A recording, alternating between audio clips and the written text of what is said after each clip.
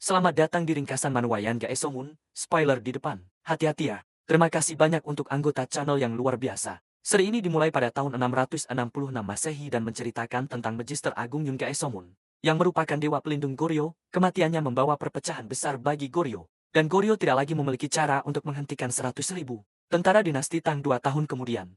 Kita melihat eksekusi publik sementara para tahanan helplessly menyaksikan orang-orang tercinta mereka dipenggal, dinasti Tang tertawa dan mengatakan bahwa ini adalah yang pantas didapat Goryeo, dan kita melihat mereka membawa seorang anak kecil. Dan Algojo itu melihat ke arah jenderal dan tersenyum. Sementara si anak kecil memohon untuk hidupnya, Algojo itu menyuruhnya untuk menyalahkan nasib buruknya karena lahir di negara yang salah.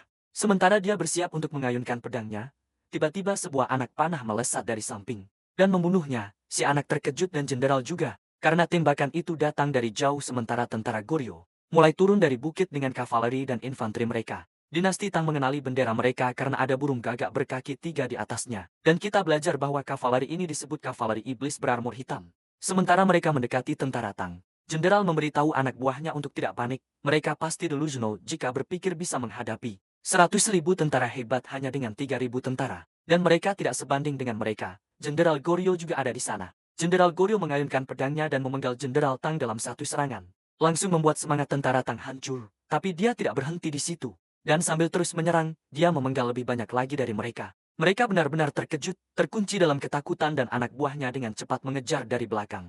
Mereka berusaha sekuat tenaga untuk melawan, tapi Tang hanya dibantai. Dan ini adalah pertarungan sepihak dari Goryeo, lalu mereka membebaskan para tahanan. Salah satu pria yang masih hidup mengucapkan kalimat klise tentang balas dendam. Tapi dia langsung dipenggal, kepalanya berguling, meluncur di lantai sebelum mengenai kaki prajurit lain. Tetapi orang yang sama sedang ditusuk oleh jenderal. Dia terus menatap musuhnya sebelum lebih banyak prajurit infanteri dan kavaleri tiba. Dia berbalik melihat mereka dan memberitahu anak buahnya untuk pergi ke Pyongyang benteng dan mengawal warga sipil, lalu dia memberitahu anak buahnya untuk mundur ke benteng. Dan Buru serta Yohuru akan memblokir pengejaran musuh dan dia juga akan membersihkan jalan bagi mereka untuk mundur. Dia menyerang langsung ke garis depan. Sementara warga sipil dengan cepat berlari di belakangnya bersama sisa kavaleri. Dia dengan tangan kosong membabat mereka, menciptakan jalan bagi mereka. Memisahkan mereka seperti dia adalah musuh. Sialan, warga berusaha sekuat tenaga untuk mengejar mereka. Dan akhirnya setelah mereka melewati tentara utama, unit kavaleri mereka mulai menekan mereka sehingga mereka tidak bisa mengejar. Seorang pria kemudian meminta jenderal untuk membiarkannya bertarung juga. Karena dia ingin melindungi keluarganya dengan tangannya sendiri, itu adalah ayah dari anak yang hampir dieksekusi, tetapi anak itu berkata bahwa dia yang akan bertarung sebagai gantinya. Jenderal menatapnya tajam dan anak itu memberitahunya bahwa dia akan bertarung. Itu berlanjut dan akhirnya jenderal setuju, bertanya apakah dia bisa menunggang kuda. Jika dia tidak bisa menunggang, maka dia tidak bisa bertarung. Anak itu menyadari bahwa dia tidak bisa, dan jenderal memberitahu anak buahnya untuk membawakan dia seekor kuda karena ayahnya sekarang akan bertarung. Ayahnya memberitahunya bahwa dia harus pergi dan melindungi keluarganya. Jenderal berkata bahwa mereka perlu mengumpulkan orang tua, anak-anak, dan yang terluka dan menuju benteng Pyongyang. Saat anak itu berlari pergi, dia memberitahu ayahnya bahwa dia akan melindungi keluarga mereka. Jadi dia harus kembali hidup-hidup saat kita melihat pasukan 100.000 yang kuat menyerang langsung ke arah mereka. Jenderal mengangkat tombaknya, memberitahu anak buahnya untuk tidak membiarkan satupun lolos. Mereka memukul ujung tombak mereka di tanah secara serentak, menciptakan gema di seluruh medan perang dan mereka mulai berteriak. Warga sipil akhirnya sampai di benteng Pyongyang dan mengetuk pintu. Mereka memohon agar mereka diizinkan masuk. Para pria di atas tembok melihat ke bawah kepada mereka tetapi berusaha sekuat tenaga untuk mengabaikan tatapan mereka. Sementara warga sipil berteriak memohon agar mereka membuka gerbang. Kaisar mulai mencengkeram sandaran tangannya dan terlihat marah. Dia bertanya kepada kapten pengawalnya apakah benar-benar tidak ada cara. Namanya adalah Kaisar Bojang. Kapten pengawal memohon agar dia membunuhnya dan berkata bahwa jumlah musuh terlalu besar. Bojang tertawa dan kemudian akhirnya berubah menjadi dia yang menangis. Kapten pengawal mengatakan bahwa Kaisar harus melarikan diri. Sebelum pengepungan semakin ketat, Bojang kecewa karena dia gagal melanjutkan garis keturunannya. Dan mengatakan bahwa meskipun dia melarikan diri, tidak ada tempat untuk dia pergi. Kapten pengawal mengatakan mereka telah menyiapkan sebuah kapal dan dia harus berlayar ke selatan untuk mengumpulkan pasukannya. Dan membangun kembali. Kaisar menghela napas dan dia mengatakan bahwa meskipun mereka mengumpulkan pasukan mereka, siapa yang akan melawan? Kapten pengawal mengingatkan dia bahwa sang bijak Go Jinjin masih ada di sini. Bojang langsung bersinar dengan harapan. Dan dia menyadari bahwa dia benar. Dia memberitahu kapten pengawal untuk memberinya satu permintaan. Dia mendengarkan karena kita tidak bisa mendengar apa yang dia katakan. Tetapi dia mengangguk dan kita mengerti, karena salah satu istrinya melahirkan anaknya. Beberapa waktu kemudian kita melihat ayah anak itu tergeletak mati di lantai, dan Jenderal Yan Gaesomun menatapnya. mengatakan bahwa kematiannya akan diingat oleh putranya. Gelombang musuh berikutnya muncul di atas puncak bukit dan baik Buru maupun Youru mulai bercanda, saling menggoda membuat taruhan tentang siapa yang bisa membunuh lebih banyak. Hai juga memberitahu dia bahwa arus pertempuran sudah berbalik. Jenderal Yan Gaesomun mengatakan bahwa akan sulit untuk maju. Mulai sekarang Buru dan Aru mengatakan bahwa mereka seharusnya mengadakan kontes untuk melihat siapa yang bisa membunuh lebih banyak dan yang kalah harus mencabut janggut Raja Agung. Yama Yan Gaesomun mengatakan kontes tidak terdengar buruk. Dan saat anak buahnya tersenyum dia mengatakan bahwa itu sebenarnya terdengar menyenangkan.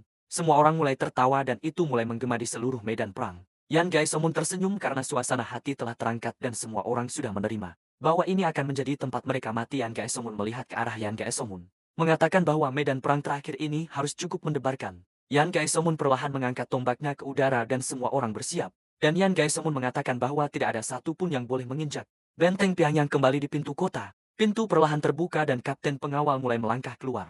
Yan Gaesomun menoleh melihatnya dan dia mengatakan bahwa perintah ini untuk Yan Gaesomun. Begitu juga dengan yang lainnya, mereka perlu mundur. Dan ini adalah perintah langsung dari Yang Mulia. Mereka mulai melakukannya meninggalkan benteng mereka. Boru dan Youru sama-sama bertanya-tanya apa yang akan terjadi karena jika mereka meninggalkan benteng, itu akan dalam bahaya. Tapi mereka bilang bahwa Kaisar pasti punya rencana. Saat ini yang mereka tahu dari kapten pengawal adalah bahwa mereka harus bergerak ke pelabuhan, naik kapal dan menunggu perintah lebih lanjut. Yan Gaesomun mengatakan bahwa sepertinya Kaisar berniat berlayar ke selatan dan mengumpulkan pasukannya saat mereka berjalan melewati. Sesuatu menarik perhatian Yan Gaesomun. Dan dia melihat kereta seorang bangsawan di tanah. Guru mengatakan bahwa dia telah merusak negara mereka dan mencoba melarikan diri. Itu benar-benar menyedihkan. Youru mengatakan bahwa dia berharap bisa membuat lubang di tengkoraknya sendiri. Seorang pria kemudian mendekati mereka dengan panik dan memberitahu Yan Gaesomun bahwa ada masalah. Sebuah pasukan kavaleri Tang berjumlah 500 sedang mengejar mereka dari benteng, sepertinya mengejar sebuah kereta. Yang meninggalkan benteng, Yan Gaesomun mengatakan bahwa seorang bangsawan lain sedang melarikan diri. Dan pria itu mengatakan itu bukan itu, kereta. Saat ini mengibarkan bendera Kaisar, kapten pengawal dan anak buahnya melakukan yang terbaik untuk melindunginya. Mengatakan bahwa mereka perlu tetap dekat dengan kereta. Dan mereka tidak bisa membiarkan siapapun lewat. Pasukan lain mulai mendekati mereka. Salah satu pria mengatakan bahwa dia akan membeli waktu untuk mereka. Kapten pengawal mengatakan itu omong kosong. Tetapi pria itu memanggil pengawal belakang dan 10 orang untuk mengikutinya. Dia berteriak memanggil wakil kapten tetapi dia mengabaikannya dan tersenyum. Mengatakan bahwa dia harus melindungi Yang Mulia Pangeran Mahkota. Dan menyerang langsung ke dalam pasukan Tang saat mereka menyerang. Pemimpin kavaleri musuh menusuknya tepat di tenggorokan. Dan wakil kapten menggertakkan giginya tetapi itu terlalu banyak. Saat dia terlempar dari kudanya dan tertusuk ke tanah. Anak buahnya dibuat tidak berdaya dan mereka dengan cepat melanjutkan mengejar kereta. Sementara mereka melakukannya, kapten pengawal melihat ke belakang. Melihat bagaimana wakil kapten jatuh seketika. Tapi saat dia melihat ke depan, sebuah panah melesat tepat di depan wajahnya, tapi tidak ditujukan padanya. Saat panah itu meluncur tepat di atas bahunya, mengenai pemimpin kavaleri di belakang, yang membuatnya terjatuh dari kudanya. Kapten pengawal melihat ke depan untuk melihat dari mana asalnya dan melihat bendera Yan Gaesomun dan mulai menangis bahagia saat dia dan anak buahnya menyerang langsung ke arah mereka, melewati untuk membiarkan kereta mencapai pelabuhan saat mereka saling melintas. Dia dan Yan Gaesomun bertukar salam, tapi itu saja. Karena mereka berdua memiliki tugas masing-masing untuk dipenuhi, Yan Gaesomun untuk membeli waktu, dan kapten pengawal untuk mengawal Pangeran Mahkota. Yan Gaesomun memberitahu anak buahnya bahwa mereka harus memusnahkan semua musuh di depan mereka. Mereka berteriak dan menyerang langsung dan itu berubah menjadi pembantaian total. 2 orang musuh Tang melompat ke arah Yan Gaesomun. Tapi terkena satu panah di kedua tengkoraknya dan kita lihat itu adalah Youru, yang mengatakan bahwa dia sudah mendapatkan 2 kill sekarang. Youru mengencangkan pegangan pada kapaknya sebelum memenggal seorang pria dan kudanya dalam satu serangan, mengatakan bahwa dia hanya perlu satu lagi untuk menyusul. Saat mereka melanjutkan, Yan Gaesomun kemudian bertanya kepada kapten pengawal, apakah Kaisar ada di dalam kereta? Dia menjawab tidak. Yan Gaesomun bertanya siapa yang ada di dalam. Lalu kapten pengawal memberitahunya bahwa itu adalah Pangeran Mahkota. Dia kemudian menundukkan kepala kepada Yan Gaesomun, yang terkejut karena dia bahkan tidak tahu tentang itu. Tapi karena Pangeran Mahkota ada di sini dan Kaisar tidak ada, itu pasti berarti bahwa dia sudah mati. Beberapa waktu kemudian setelah mereka mengusir kavaleri, Yan Gaesomun berkumpul kembali dengan pasukan utama saat semua orang menuju pelabuhan bersama. Yan Gaesomun mengingat saat dia bertanya kepada kapten pengawal apakah ini benar-benar perintah dari Yang Mulia. Kapten pengawal berkata ya, Yang Mulia, memerintahkan mereka untuk mengawal Kaisar Muda dengan kapal ke lokasi yang aman. Yan Gaesomun masih sedikit penasaran apakah ini benar-benar perintah Kaisar. Karena seperti yang saya sebutkan sebelumnya, jika iya, itu berarti Kaisar sudah mati. Mereka melanjutkan saat malam berlalu, dan pagi hampir tiba, mereka masih memiliki perjalanan yang cukup jauh. Dan Yan Gaesomun bilang mereka akan tiba di sana pada fajar. Seorang pria kemudian memanggil Yan Gaesomun. Mengatakan musuh sudah di sini. Mereka melihat ke bawah bukit. Melihat pasukan musuh sedang bergerak di bawah mereka. Youru dan Buru mulai berteriak memanggil semua orang. Dan Yan Gaesomun memberi perintah kepada semua orang untuk mengikutinya. Yan Gaesomun memerintahkan kavaleri untuk mengikutinya dan yang lainnya untuk melindungi sang kaisar muda. Ketika mereka sekarang membagi diri menjadi kelompok, Yan Gaesomun dan anak-anak menuju ke bawah gunung. Untuk menemui pasukan Tang, Yan Gaesomun dan yang lainnya berbaris. Dan dia memerintahkan Youru untuk menembak segera saat musuh semakin mendekat. Youru menarik busurnya sementara unitnya yang lain juga melakukannya dan dia bilang mereka membidik 2 peranak panah. Youru menembak yang pertama sebelum anak panah mereka mulai menutupi langit. Seperti adegan dari 300, lalu pasukan Tang mulai terjatuh satu demi satu. Yan Gaesomun menganggap ini sebagai kesempatan untuk menyerang dan mengganggu aliran musuh saat mereka kebingungan. Dia berputar ke samping sementara para prajurit mengikuti di belakangnya. Seluruh sekuens perang ini benar-benar mengingatkanku pada Kingdom. Jika kalian belum membacanya, ayo baca. Yan Gaesomun memenggal kepala salah satu musuh.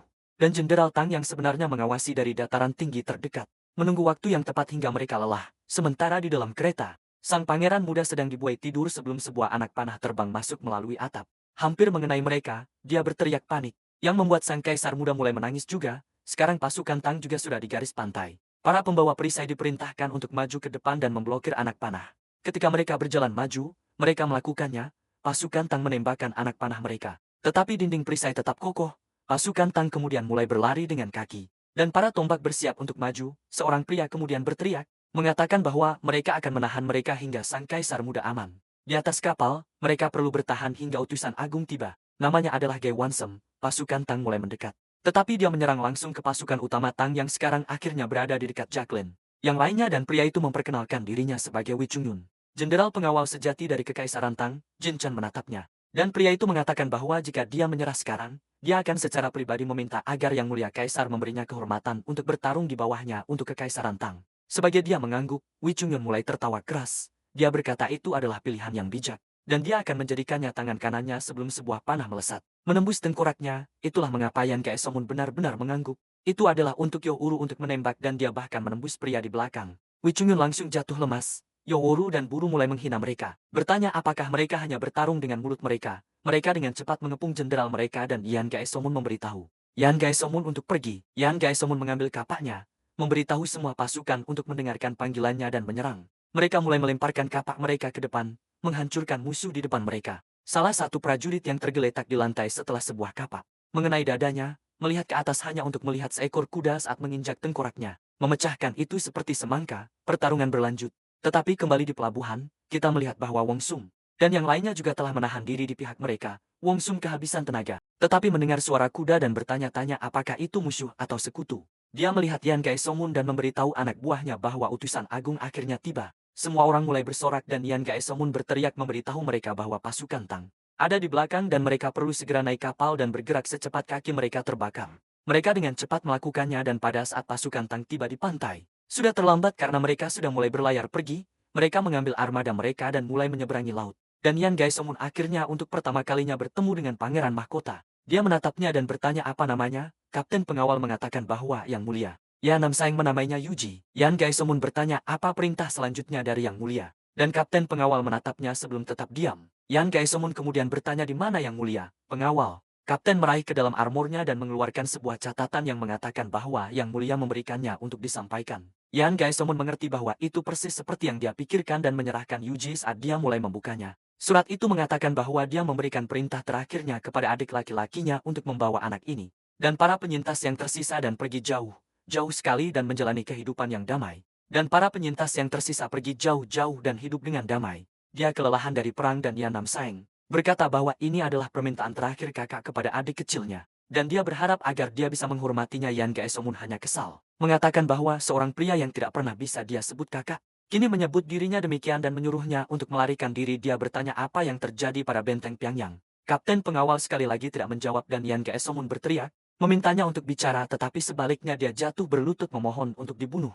Yan Gaesomun menyadari apa yang ini berarti saat kapten pengawal mulai menangis. Kesadaran itu muncul bagi Yan Gaesomun bahwa sama seperti kakaknya, menjadi garis keturunan terakhir dari Gaules mereka telah gagal kepada nenek moyang mereka yang memegang tempat ini selama 900 tahun dan dia tidak bisa melindungi mereka. Air kemudian mulai menjadi sangat ganas menyebabkan semua orang terhuyung-huyung di sekitar kapal. Yan Gaesomun menabrak pembatas dan Pangeran Mahkota mulai menangis sangat keras. Air semakin ganas dengan setiap detik yang berlalu. Dan bahkan ada sedikit warna merah di dalamnya yang cukup aneh. Segera sebuah badai mulai muncul dan ombak semakin ganas. Ini terus berlanjut saat semua orang berpegangan untuk hidup mereka sementara kapal terombang-ambing oleh ombak. Semua orang mengikat tali di pinggang mereka agar tidak terjatuh. Tetapi tampaknya beberapa kapal mulai terbalik. Kapten berteriak memanggil Genshin dan dia bertanya apa itu. Pria perahu berkata mereka perlu memutar kapal. Dia telah hidup seumur hidupnya di laut tetapi dia belum pernah melihat ombak seperti ini. Karena apa yang mereka hadapi adalah dinding raksasa dan jika mereka terus maju, mereka semua akan mati. Yan Gaesomun menatap ke depan. Dan pria itu menyuruhnya untuk cepat memutar perahu tetapi Yan Gaesomun melihat senyuman keponakannya dan berkata pada titik ini, tidak ada jalan kembali bagi mereka. Petir kemudian menyambar di dekatnya. Dan dia menyuruh anak buahnya untuk menerjang ombak karena ini adalah kehendak yang mulia. Yulia dan pertempuran angkatan laut kali dia mengarahkan pedangnya ke dinding raksasa. Dan menyuruh anak buahnya untuk menerobos langsung karena mereka tidak punya pilihan lain. Mereka mulai benar-benar melawan dinding saat semburan air mulai terbentuk di sekitar mereka. Mereka semua mulai bertabrakan dengan itu akhirnya dan tersedot ke dalam dinding raksasa itu sendiri. Sampai kita melihat cahaya biru cerah dan itu mulai meluas. Sampai semuanya menjadi putih. Yan Gaesomun kemudian akhirnya membuka matanya. Bertanya-tanya bagaimana kabar keponakannya dan sambil terengah-engah dia perlahan berdiri kembali dan mendengar keponakannya tertawa dan melambai. Yan Gaesomun melihat ke bawah bingung. Dan bahkan pria dari sebelumnya bertanya apa yang terjadi karena daratan seharusnya masih jauh. Boru mengatakan bahwa topan sudah pergi dan tiba-tiba menjadi sepi. Tetapi itu adalah kelegaan dan dia berkata bahwa jika mereka bisa melihat tanah, mereka harus cepat-cepat berlabuh. Bertanya mengapa dia berdiri di sana seperti itu. Bertanya-tanya apakah dia punya panah di kepalanya. Pria itu berkata bahwa itu hanya aneh di sana. Buru berkata pemandangannya indah dan tanahnya besar tetapi tidak peduli kemana dia melihat. Dan itu gila karena bahkan jika dia berbalik ada tanah di mana-mana. Tetapi saat dia melihat lagi dia bertanya kapan laut menjadi sekecil ini. Untuk memulai karena mereka sekarang berada di sebuah danau. Yan Gaesomun bertanya bagaimana ini mungkin. Buru mulai tersedak pada pria kapal bertanya apakah dia gila. Jika mereka benar-benar baru saja berputar di dalam danau selama hari. Yan Gaesomun menyuruhnya untuk diam. Buru meski hanya marah bertanya bagaimana dia bisa begitu tenang ketika kapten adalah bajingan. Dan Yan Gaesomun malah bertanya kepada Yan Gaesomun apa yang harus mereka lakukan. Yan Gaesomun berkata ini jelas sebuah danau dan mereka berangkat dari laut terbuka. Apapun yang terjadi mereka pasti jauh dari tempat mereka mulai. Yang berarti ini adalah tempat yang aman. Yan Gaesomun mengangguk, memberitahu kapten untuk memerintahkan armada untuk berlabuh dan dia berteriak melakukannya. Yan Gaesomun hanya bertanya-tanya di mana sialan mereka berakhir. How to NCAHVBTUTTLP terigiam. Genshin berkata kepada seluruh kelompok Buru dan Youru untuk memimpin prajurit dan mengamati sekitar. Karena mereka harus menggunakan area ini untuk bersiap-siap untuk setiap serangan. Dan mendirikan pagar di sekitar lokasi ini. Yan Gaesomun berkata bahwa dia mengerti. Yan Gaesomun memberitahu kapten dan para penjaga untuk melaporkan personel saat ini. Dia berkata mengerti dan semua orang mulai melakukan tugas mereka. Dia mengawasi mereka memastikan mereka melakukannya dengan benar sampai dia mendengar keponakannya menangis. Dia masuk ke tenda bertanya-tanya ada apa dan mereka semua menyambutnya. Memanggilnya yang mulia, dia bilang jangan panggil begitu dan mereka bilang mengerti. Salah satu wanita bilang dia akan minggir sebentar. Dan Yan Gaesomun bertanya ada apa? Dia bilang sepertinya dia melihat Sophie. Dia bertanya apakah benar begitu? Aku bahkan tidak tahu itu artinya apa. Mereka terlihat khawatir saat dia mendekat. Dia melihat ke bawah ke bayi, menyuruh mereka untuk mengganti popoknya. Mereka semua terlihat cemas entah kenapa tapi mulai melakukannya. Bagaimanapun, sambil tetap terlihat gugup saat dia mulai membuka kainnya. Yan Gaesomun menatap dengan terkejut, menyuruh seseorang di luar untuk memanggil kapten. Dan para penjaga mulai memanggilnya, tapi kembali ke Buru dan Youru. Mereka bilang mereka hanya butuh satu babi hutan untuk dibawa pulang. Youru bilang tidak ada satu semut pun terlihat. Kenapa dia bicara tentang babi? Youru bilang padanya jika dia berbicara kepada eldernya. Dia seharusnya tidak begitu kasar. Youru mengingatkannya bahwa dia adalah yang asli. Youru bilang dia bisa berpikir apapun yang dia mau, tapi dia jelas lebih tua. Lalu mereka mendengar suara dan Youru bertanya apakah semua orang mendengar itu. Uru menyuruh semua orang untuk tetap waspada dan mereka semua mengambil senjata mereka. Mereka terus mendengar suara mendengus dan mereka saling memandang. Menyadari bahwa malam ini adalah daging babi saat mereka mendekati suara itu. Apa yang mereka lihat malah sebuah kaki. Mereka semua terkejut. Kemudian Youru bertanya apakah mereka melihat sialan ini saat babi di daerah ini berjalan dengan dua kaki. Youru bilang yang lebih penting, babi-babi itu berwarna biru banget. Youru bilang tidak bercanda. Mereka semua penuh memar. Buru bertanya apa sialan itu bahkan berarti. Tapi mereka berdua mulai berdebat bilang itu tidak masalah.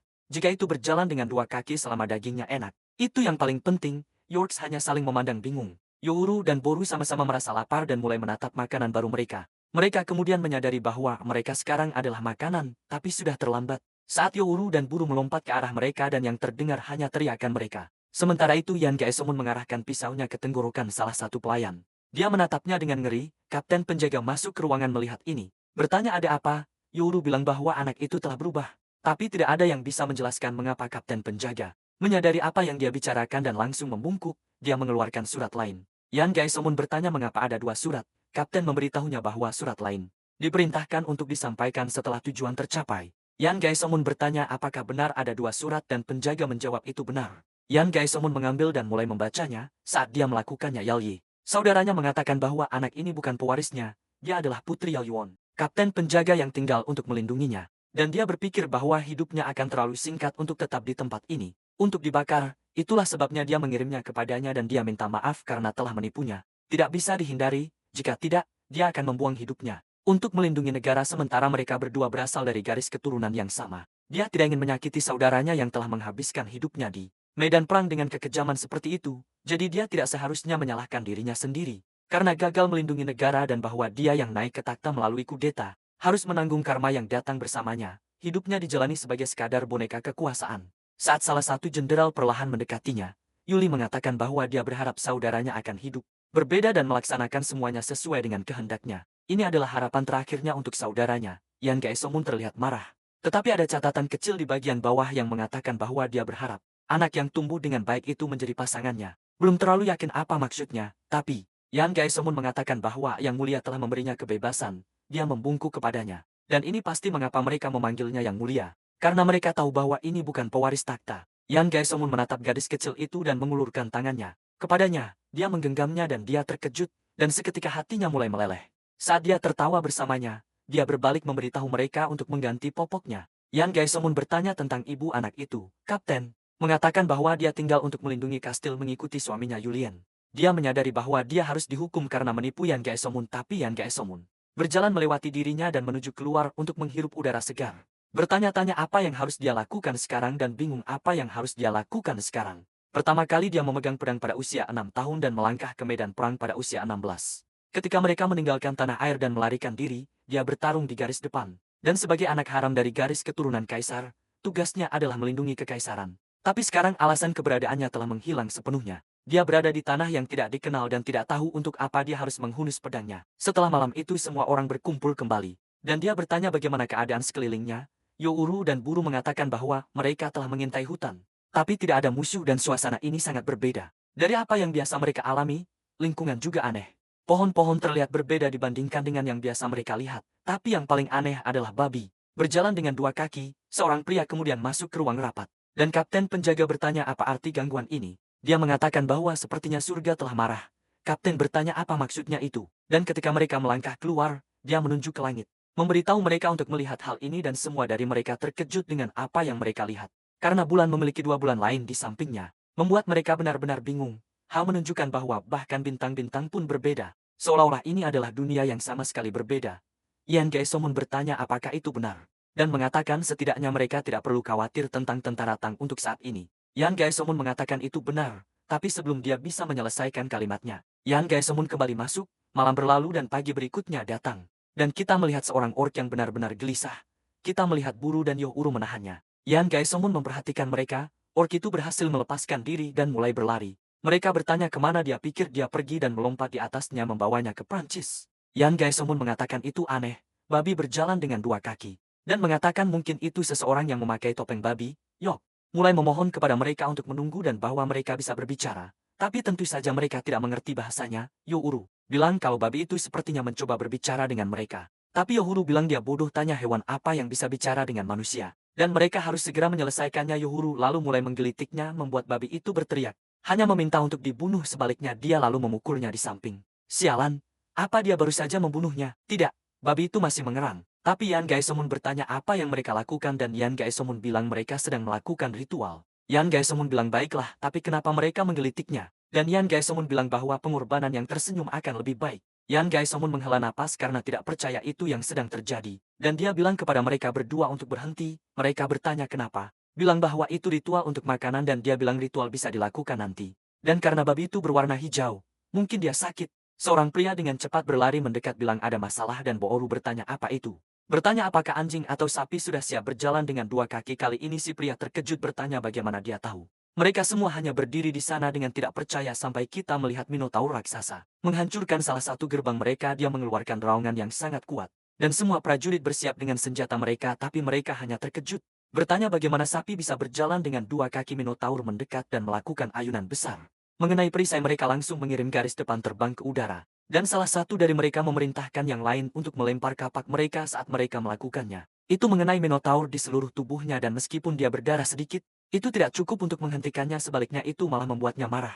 Dia mengangkat kapaknya ke udara, tapi sebelum dia bisa menyelesaikan, sesuatu terbang dan melilit kedua tanduknya membuatnya meleset dari serangan. Itu Buru dan Yohuru bilang ini gila. Bertanya apa yang terjadi di tempat ini. Yohuru lalu bertanya kepada semua orang apa yang mereka lakukan, bilang bahwa itu tidak bergerak. Jadi mereka perlu menembakkan panah mereka ke arahnya. Minotaur menggeram dan mulai berlari, mencoba membawa mereka berdua bersamanya, dan Buru serta Yohuru bertanya apakah dia benar-benar mencoba berjuang kekuatan dengan mereka saat mereka berdua bilang siap. Mereka berbalik dan menarik bersamaan, menyebabkan Minotaur jatuh. Lalu mereka memerintahkan untuk menembak, dan sebagai mereka melakukannya, itu menghantam Minotaur di seluruh tubuhnya, mengisi tubuhnya dengan panah. Ia jatuh berlutut dan Bu melompat ke udara dengan kapaknya, sebelum memotong kepalanya dengan bersih. Itu berguling di tanah, dan memantul sebelum perisai. Sialan, apa monster ini? Bu kemudian meletakkan kapaknya di punggungnya dan mulai tertawa, memberitahu Yohuru bahwa mereka seharusnya bisa makan ini. Yohuru berkata itu hanya jika Yan Gaesomun bilang mereka tidak boleh memakannya lagi. Dan kemudian mereka mendengar suara lebih banyak, berbalik untuk melihat tiga lagi mendekat ke perkemahan mereka. Tetapi di belakang mereka juga ada serigala, jadi mereka bertanya bagaimana anjing bisa berdiri dengan dua kaki. Salah satu Minotaur melihat kepala yang lain di tanah, dan mulai marah saat ia menyerang langsung ke Boru, dan Yohuru bilang mereka harus bagi dua. Yohuru bertanya siapa yang akan mendapatkan yang terakhir, dan Boru bilang mereka harus cari tahu. Minotaur yang di depan mengayunkan serangannya, tetapi Boru memblokir serangan itu. Dia menggertakkan giginya tetapi tidak bergerak. Yohuru kemudian mundur dan menyerang juga, dan serigala mengambil kesempatan ini untuk menyerang dari samping. Serta salah satu Minotaur itu melihat bahwa Yohuru terjebak dan pergi untuk menyelesaikan pekerjaan, tetapi sesuatu melintas dalam sekejap saat kita melihat darah. Diikuti oleh tangan Minotaur yang terputus saat Yan Gaesomun adalah orang yang melakukannya. Minotaur mulai berteriak kesakitan saat darah melukis lapangan. Dan Yan Gaesomun bingung. Bu kemudian memukul Minotaur itu, mengirimnya terhuyung mundur dari serangan itu. Dia kemudian menurunkan posisinya, dan mengayunkan kapaknya dalam gerakan uppercut, memotongnya menjadi dua. Dan sementara dia tersenyum, urus di belakangnya bersiap dengan panahnya. Dia menghindari serangan itu dan sambil berputar di udara, menembakkan dua panah yang mengenai dada dan kepala, membunuhnya seketika. Saat itu jatuh ke lantai, dia melakukan pendaratan superhero juga. Saat ketiga Minotaur sekarang sudah mati, Yan Gaesomun bilang dia merasa sangat ringan. Bertanya kepada Yan Gaesomun apakah dia tahu mengapa. Yan Gaesomun bilang bahwa gravitasi di sini lemah. Jadi armor, senjata, dan tubuh mereka semua akan terasa lebih ringan dari biasanya. Yan Gaesomun bertanya apakah itu benar, bilang itu masuk akal sih. Dia kemudian membersihkan bilahnya dari darah saat Minotaur yang baru saja dia potong lengannya menjadi marah. Akan menyelesaikan pekerjaan itu menghantam lantai tempat dia berdiri. Berpikir bahwa dia sudah mendapatkannya, tetapi segera setelah itu mengangkat tinjunya. Ia menyadari tidak ada apa-apa di sana sampai ia terpotong menjadi lebih banyak bagian. Dan Yan Gaesomun mulai menyarungkan pedangnya. Dia berkata sekarang, bajingan Tang itu tidak ada tandingannya baginya dan sungguh disayangkan. Anak buahnya juga dengan mudah menghabisi para werewolf, membuat yang lain melarikan diri. Sambil melihat mereka berlari ke dalam hutan, Yan Gaesomun memberitahu Boru untuk pergi, mengejar mereka dan memusnahkan mereka, lalu memperluas area pencarian, dan mencari tahu apa lagi yang ada di luar sana di hutan. Kita melihat dua orang berlari, seorang pria dan seorang wanita. Nama wanita itu adalah Sera, dan bahasa mereka berbeda dari yang digunakan Yan Gaesomun dan yang lainnya. Tetapi pria itu memberitahunya untuk pergi ke desa, tetapi dia berkata, Faren, bahwa dia tidak bisa, dan dia memberitahunya untuk cepat. Dia menangis dan menggelengkan kepala. Sementara langkah berat mulai berjalan menuju mereka, dia menarik busurnya dan mengarahkannya ke garis pohon. Dan kita melihat dari mana suara langkah itu berasal ketika ada ogre raksasa berjalan langsung ke arah mereka. Ia mulai mengaum dan Varian memberitahunya untuk diam dan menembakkan panahnya ke arahnya, tetapi itu memantul dari kulitnya. Dia menyadari ini buruk dan memohon kepada Sera sekali lagi untuk lari. Dia mulai ragu sebelum berbalik dan menangis sambil berlari menjauh. Tetapi dia tersandung dan jatuh ke lantai, dan ogre melihatnya dan mulai berjalan ke arahnya. Faren menyadari dia perlu menarik perhatian ogre itu, dan mulai berteriak dan menembakkan panah lebih banyak lagi sambil berkata untuk memakan dirinya sebagai gantinya. Sambil dia pergi untuk mengangkat Sera, dia berteriak tidak, tetapi dalam sekejap, Buru mengangkatnya dan membawanya ke tempat aman di samping. Sera terlihat ketakutan dan Buru bingung bertanya apa itu. Dan dia berpikir itu jauh lebih besar dari sapi. Sera membuka matanya bingung, bertanya apa sialan seorang kurcaci lakukan di sini. Boru mulai memukulnya dengan raja pendek gila itu. Dia hanya bertanya-tanya apa arti kata kurcaci dan itu satu-satunya yang bisa dia mengerti. Lalu dia memberitahunya untuk menghindar dan menunjuk di belakangnya, tetapi tentu saja dia tidak mengerti bahasanya. Dan Ogre menghantam tempat mereka berdiri mengirimkan gelombang kejut besar melalui hutan. Tapi kita lihat dia meletakkan Sarah dan dia masih terkejut. Dia tersenyum padanya dan langsung berlari menuju Ogre. Lalu melakukan flip keren dan menyuruhnya untuk terpisah. Saat dia memotongnya tepat di tengah, dia terengah dan Varun benar-benar terdiam. Saat mereka melihat Ogre terpotong dua, Varun bilang tidak mungkin itu bisa terjadi. Dan buru langsung berpose keren setelah Ogre jatuh menjadi dua di belakangnya. Dia melihat kembali ke arah Sarah dan mulai merapikan rambutnya. Bilang pasti ada tatanan yang lebih tinggi dan itu tidak terlalu buruk. Apakah itu? Mereka berdua bingung tapi langsung mulai membungkuk. Mengucapkan terima kasih padanya dan memanggilnya kurcaci. Tapi dalam bahasa mereka, terima kasih adalah namanya. Dan dia hanya bertanya bagaimana mereka tahu namanya sejak awal di kamp. Kita lihat Veron dan Sarah di dalam tenda sementara para prajurit berkumpul di sekitar. Menatap mereka, Veron bilang tidak peduli apa yang terjadi, dia akan menyelamatkannya. Kita tahu bahwa dia sebenarnya pamannya dan dia bilang tidak, dia terlalu terluka untuk bergerak. Dan setidaknya dia tidak bisa melarikan diri dan memperingatkan desa. Dia bertanya bagaimana dia bisa mungkin meninggalkannya. Dan Bu menyuruhnya berhenti ngoceh. Dia masuk dan menyuruhnya berbicara agar dia bisa mengerti. Veron masih mencoba meyakinkannya untuk pergi dan para prajurit mulai gila karena warna rambutnya dan warna kulitnya. Bertanya apakah mereka benar-benar mendarat di barat. Tapi mereka terus berbicara saat dia menatap mereka. Dia bisa merasakan bahwa dia tidak nyaman. Dan menyuruh semua orang untuk pergi, mereka mulai lari. Yan Gaesomun bilang mereka pasti penduduk lokal, Boru bilang tepat sekali. Tapi Yan Gaesomun lebih penasaran apakah mereka bisa mengerti mereka. Boru bilang mereka memberitahunya namanya, tapi dia tidak bisa mengerti yang lain. Yan Gaesomun melihat sekeliling kamp dan melihat Yok. Lalu bilang mereka tidak tahu di mana mereka dan perlu tahu apa lagi yang ada di sini selain babi. Dan sapi karena bahaya yang tidak diketahui bisa memotong benang kehidupan mereka. Untuk itu mereka butuh kata-kata, tentu saja Sarah dan Varun. Tidak mengerti dia dan Yan Gaesomun bilang mereka akan menemukan jalan. Yan Gaesomun bilang dia akan mencoba memikirkan sesuatu tapi Boru bilang dia tahu apa yang bisa jadi solusi di sini. Dia bilang apa? Ada seseorang di sini yang jenius. Yang tahu setiap bahasa tentu saja bukan lain adalah Wong Sung.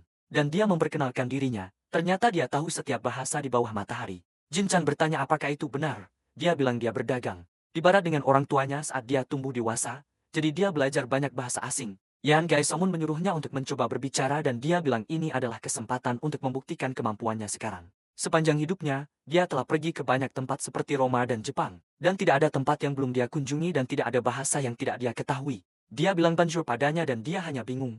Dia bilang dia rasa itu bukan jawaban. Lalu dia bilang hello padanya dan tentu saja dia juga tidak mengerti itu. Yan Gaesomun bertanya-tanya apakah dia sedang membuang-buang waktu mereka. Wang San bilang dia akan mencoba salam pipi ke pipi dan bilang bonjour. Sekali lagi dia panik dan buru bertanya apa yang sialan dia lakukan. Yan Gaesomun semakin kesal dan Wang San kemudian mulai menggunakan bahasa demi bahasa. Sampai dia dipukul di kepala oleh Youru yang bilang dia rasa itu tidak akan berhasil.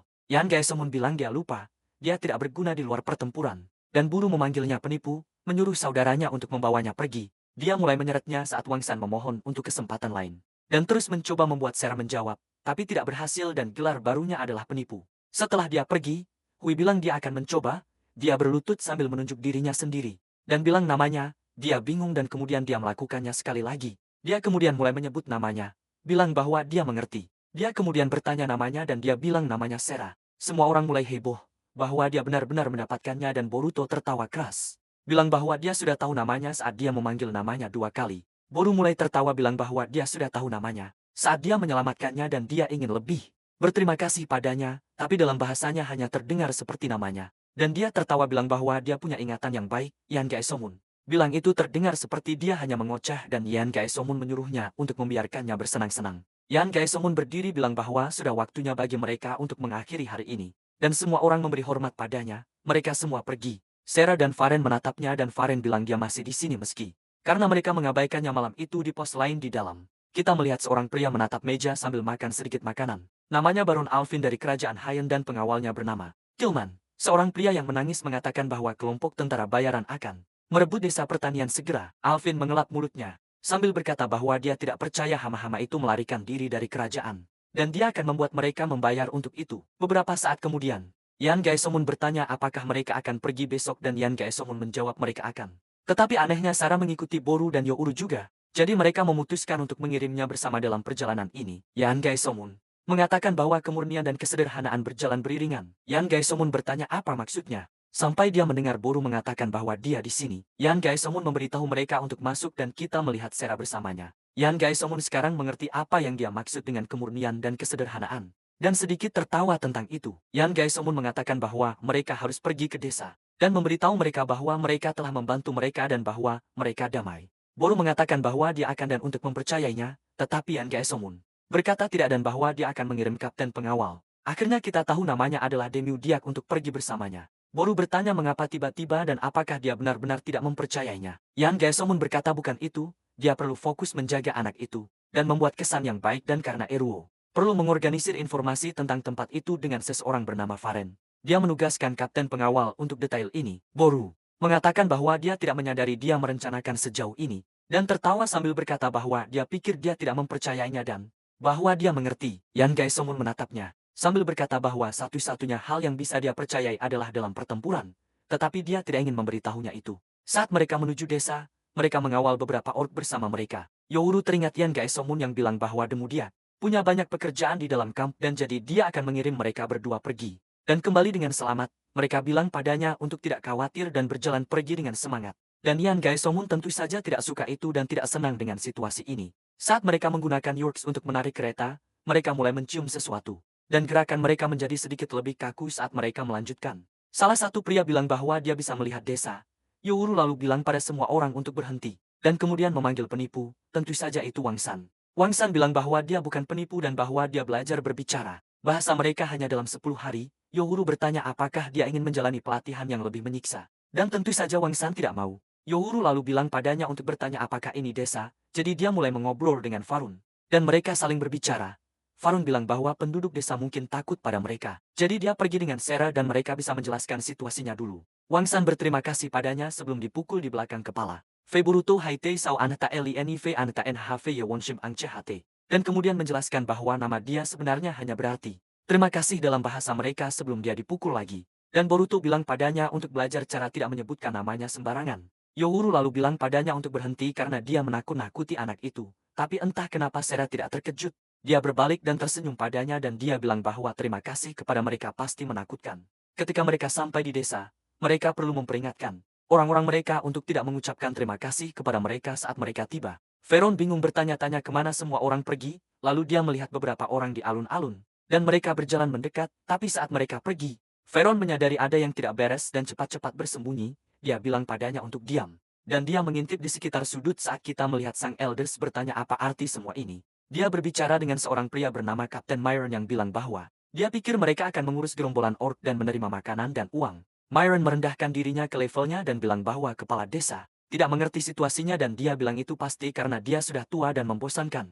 Dengan mulut serius, dia kemudian bertanya mengapa mereka mau mempertaruhkan nyawa untuk bertarung melawan ork padahal mereka bisa menghasilkan uang dengan menangkap semuanya saja. Anak buahnya mulai tersenyum dan dia memerintahkan anak buahnya untuk tidak melukai wanita. Tapi mereka bisa melakukan apa saja pada pria dan membunuh siapa saja yang tidak berharga. Saat mereka mulai memukuli mereka sampai mati, itu berubah menjadi kekacauan murni. Seorang wanita merayu agar anaknya diselamatkan dan salah satu tentara bayaran melihat ke bawah padanya. Dan bilang itu tergantung pada apa yang dia lakukan jika dia ingin itu terjadi. Dia kemudian menariknya dan mulai menyeretnya pergi dan sang elders melihat ini dan mulai berteriak sebelum kepalanya didorong ke lantai oleh Myron. Bilang bahwa lebih baik hidup sebagai budak daripada dimakan oleh ork. Kepala desa menyaksikan dia diseret di sekitar sudut sebuah rumah.